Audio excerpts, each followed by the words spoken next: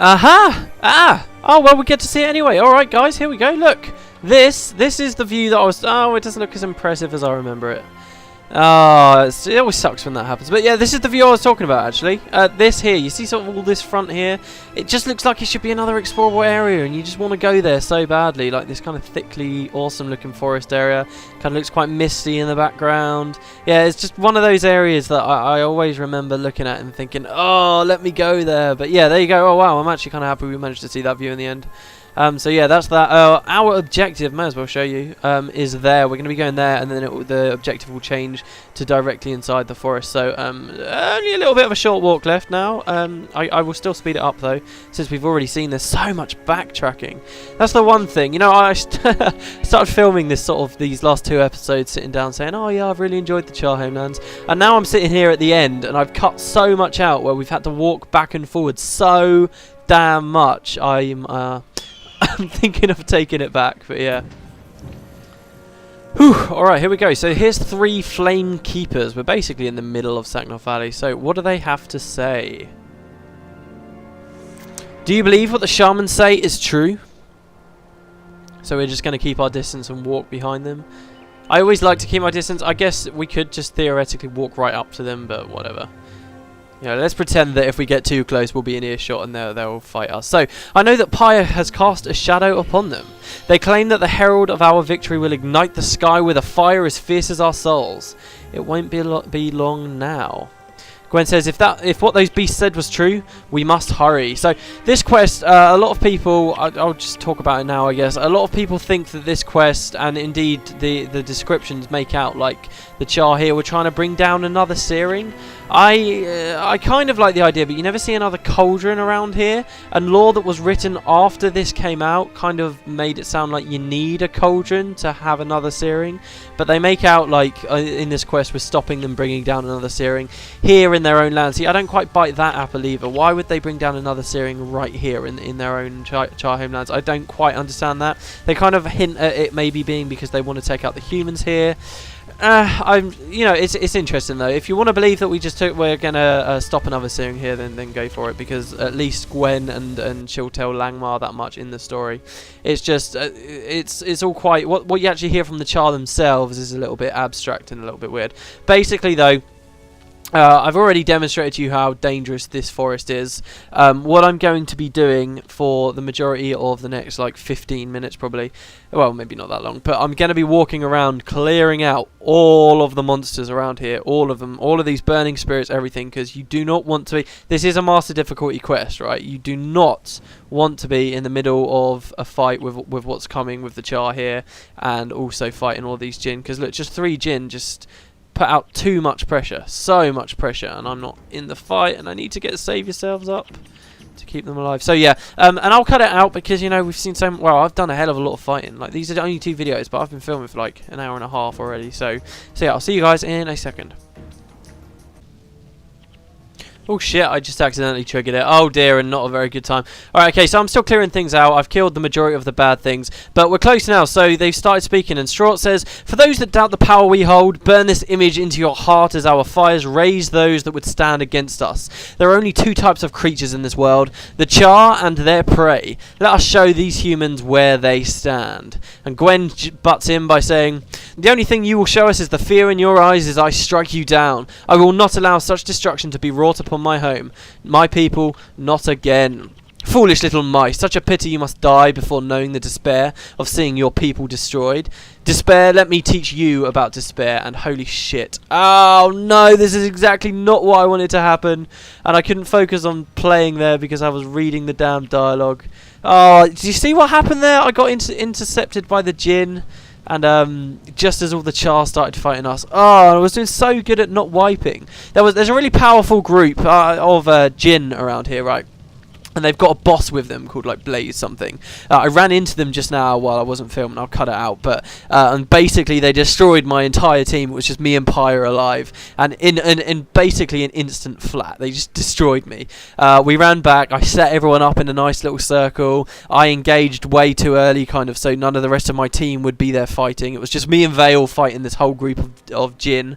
And I managed to get save yourselves up and my adrenaline up. And then using that, I then managed to turn around and completely destroy them. They're the really hard ones. But basically what happens now is all these Char turn hostile, and they basically split into 3 groups. You've got one group here. As long as you're sure that all of the fiery crap that's been living in this forest are all gone, you should have a pretty easy time with the mission. There's only one of these 3 groups of Char that's particularly dangerous. They're all, you know, they've all got their problems. I think my allies are stood in that fire there and taking damage, which was stupid of them. But, you know, they're henchmen. They tend to do that. See, Menlo's dead. I'm really scared that I'm going to get out-DP'd here. So I have to be very careful, because I repeat, I do not want to have to walk all the way back here from an outpost again. I used that power stone earlier. Maybe I should have saved it from here. But then again, I didn't know I was going to be filming this quest today. Or maybe, do you know what I actually kind of think I shouldn't have done? I shouldn't have had Anton with me the whole time. Menlo has obviously got a lot of death penalty. You see how quickly his health's going down. It's just very bad. But yeah, no, I should have waited for Anton, so I didn't really have to play with him that much in the Let's Play. But there we go. Alright, so that's them dealt with. That's one group. We've got another group over there with some flame shielders, a prophet. I'm just scared that... And there's Straw over there. You can see him alone in the middle. Well, we'll kill these guys. See, what would have made this quest even better and maybe more worthy of its title as a master quest, I say that now, but I'll probably completely wipe and fail the quest in a minute, but would be if this whole bit you had like a timer, so as soon as as that bit of dialogue happened and he mentioned, you know, oh, we're going to bring down another Searing or whatever, because he never actually says it, right? He never says. This is why I kind of find it hard to believe they're actually bringing down another Searing. We just kind of assume it, you know. They might have something going on here, but, you know... There's no cauldron. They're in an area where a Titan was, but we know now that it probably wasn't Titan magic that brought down the Searing. The Titans did give the Char magic, no doubt, but they didn't give them Titan magic. Anyway, whatever. So we've killed a second group, and here's Straw. But yeah, if there was a timer counting down to when they were going to destroy everything, you know, that'd be pretty good. But here's Straw, and I believe when you start fighting him... oh my god, yeah, he summons a Char effigy. Fucking hell, why is everybody dying? Careful, people. And it's just like the fight that we had basically at the end of Warband of Brothers, which is pretty cool. He does a bitch load of damage though, so you want to be careful. Look at all the damage they did to me. I'm surprised I didn't die already. But there we go, I'm out now. But it's 7 of us versus a single effigy. I'm already up again. Should be able to take him out, no problem. Come on. Oh, look how low my energy is. I have like 13 max energy at the moment. Oh no, we're aggroing denizens of the fiery place. The effigies have just got so much health. There we go, and he's down. Gwen says, if those shamans were attempting to make a show of their power, then all they have proven is how powerless they really are. How I long for the day when I no longer stand in the shadow of these beasts. I also fight for that day. Every step in this world is one that takes us closer to that future. I hope we can see it together, friend. We should report this to Captain Langmar. She'll want to know that the threat has passed.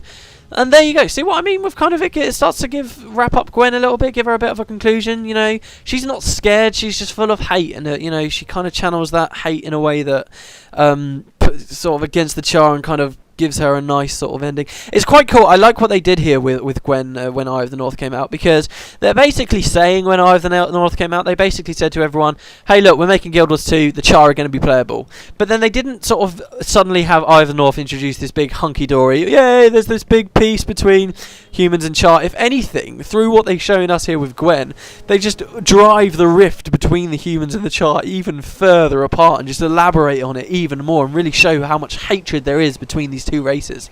And it's brilliant, because then it kind of left everyone thinking, whoa, and the Char are going to be playable in Guild Wars 2? This could be really interesting. They were talking in an interview recently how in very early stages of sort of the concept of Guild Wars 2, they were talking about how they were considering making Guild Wars 2 a game where, like, if you were human or Char, it was all sort of humans versus Char, and a lot of the gameplay was about humans versus Char. But in the end, they decided that their core philosophy was that everyone should be able to play together whenever they want. So they kind of scrapped it. I'm not sure how happy I am to hear that, because I think a game based around humans versus Char sounds incredible. Like, they could have been the two factions, I guess, is what they were going with. But yeah, it never happened in the end. But very cool, isn't it? Very cool. So here we go. Here's Captain Langmar. I'm afraid I'm busy. The Char were attempting to recreate the ritual of the Searing. See, she just assumes this. You know what? Let's just accept that maybe they were. Had anyone else told me, I would not have believed such a thing possible. It is well that they did not succeed, and we can only hope that their vile magic died with them. If it is true that the Char needed the Titan that once dwelt in Sackman Valley for their ritual, the even Vanguard will see that the Char never set foot again. You have done a great deed for us all, Peter Redhill. So, you know what? Maybe the Cauldron of Cataclysm's got something to do with Titan magic or something, but the lore that was written about it certainly makes it sound like it was more the Elder Dragons rather than the Titans. Maybe it's a combination of both. Who knows? Anyway, there you go, guys. So that's it. We actually get a nice focus here, a rose focus. Very pretty. You know, if you're a female Mesmer and you did it, then you can get that. You can also get another cool offhand. You can get Gwen's flute herself, which I usually equip on her for the other quest, which we will do in time. Don't worry about it. I'm going to cap off this episode by returning to Eye of the North, and indeed cap off all of the Char Homeland stuff. God, at this rate, it's going to be 3 videos. Oh, blimey. I'm exhausted. I'm genuinely exhausted. Oh, I haven't filmed one this long for a very long time.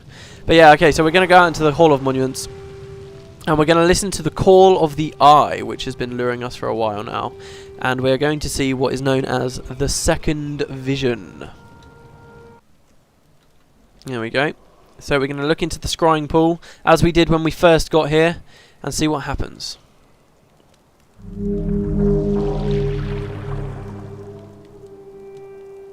Look deep into the pool. Something is forming in the ripples of the water. Do you want to keep looking? I'll keep my eyes open. I don't want to miss anything. Alright, the Second Vision.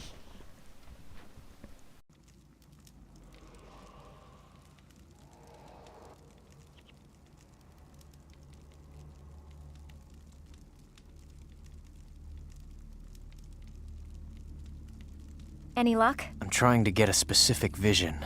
These destroyers are coming up from below. They have to have some underground home. Some cavern they all come from. And if we find the cavern, we can seal it up. Good plan. So far it has been resisting.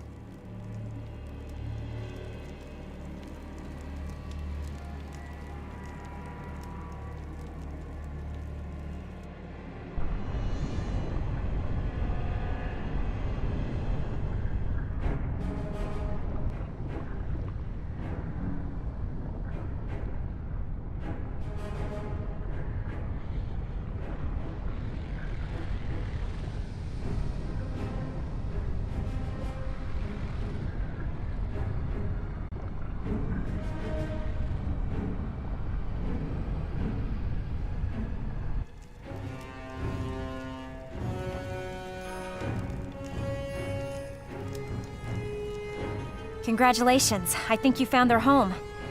Question is, where is it? Dun, dun, dun! Yeah, so the plot thickens a little bit, a tiny little bit, I guess. So there are a couple more visions we'll be seeing, obviously, when we finish the other 2. These are called the arcs. This is how Arenanet described the game as. It would come in 3 arcs at the start and then a 4th arc at the end. So each homeland is like an arc, and then you get the final arc. So yeah, that is arc 1 complete. That's the Char homelands done. I cannot believe we've ended up ploughing on through and doing all of that today. I did not expect that to happen. But yeah, there you go, guys. That's the Char homelands in a nutshell. There's probably a few little things that I've missed out on, but I hope you enjoyed everything I had to tell you about there. And yeah, like I said, we might be going back there eventually. But until then, tomorrow, actually, leave your comments. You may as well leave your comments. Tell me, where should we go? Do you want to go to the far Shiver Peaks tomorrow, or do you want to go back to the Tarnished Coast? And I spent ages when we were at the Tarnished Coast teasing you guys about what these a couple of these quests here were, and that's because they're some of my favourite quests in the game. So yeah, but you know, if you want to see the far Shiver Peaks, there's definitely cool stuff there as well. We'll be seeing them both eventually, but let me know, what one do you want to see first? The ball's in your court. But yeah, I think that's about it. So I hope you enjoyed the video, guys, and I will see you next time. Oh, I'm off to film BioShock now. Oh.